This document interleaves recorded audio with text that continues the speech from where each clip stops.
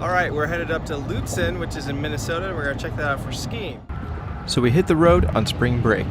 On the way there, we stopped in Minneapolis, where we saw Minnehaha Falls, family, where are we? and the Mill City Museum. The museum was actually really cool. I especially liked the quirky video about the history of Minneapolis. I'd suggest checking it out if you're in the area.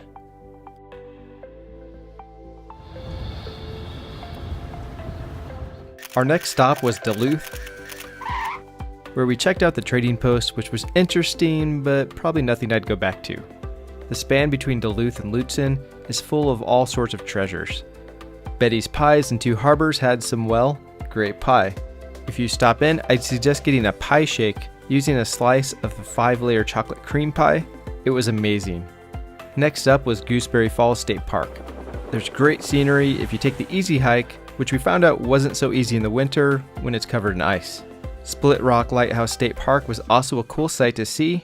Of course, we had to stop and see Rocky Taconite and Silver Bay, and then we arrived at Lutsen, where we got our skis so we'd be ready for the next morning, then headed up to Grand Marais, which is French for Great Marsh, but how it's spelled, it looks like it's pronounced Marais.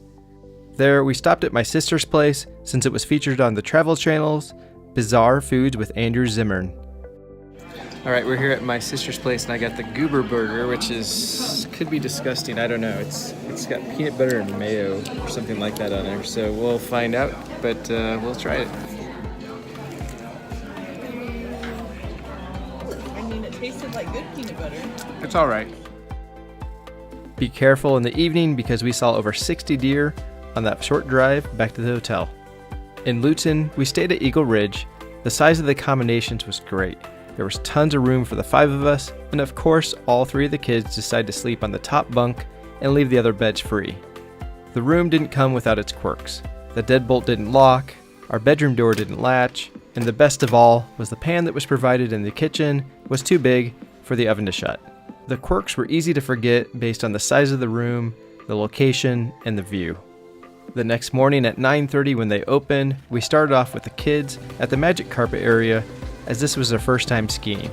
You want to make sure to take advantage of every second they're open skiing, since it's only open until 4:30 p.m. Oh. Before lunch, the kids were ready to ski down a green run, so we went down Big Bunny on Oler Mountain.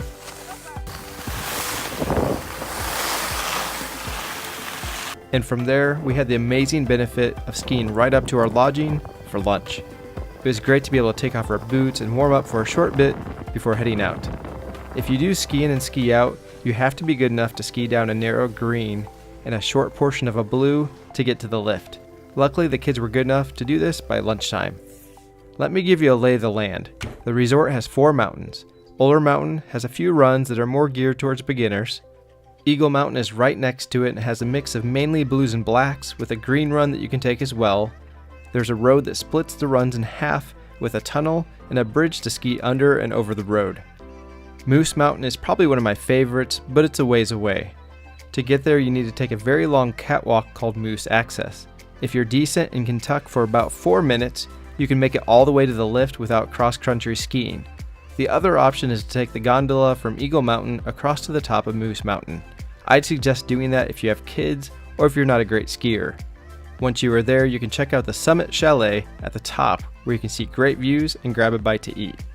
On Moose Mountain, there are a ton of great blue and black runs to try out.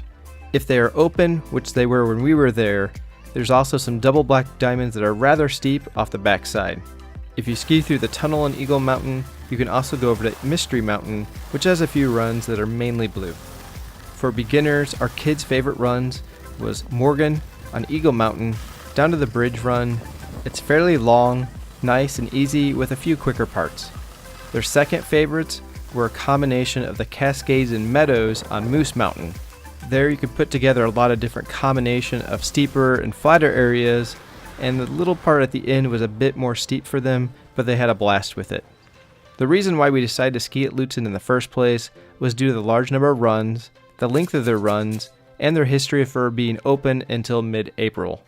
This was definitely a bit of a colder spring, and it snowed nearly every day we were there, so every run that I could find was open, and this by far was the best skiing I've seen in the Midwest.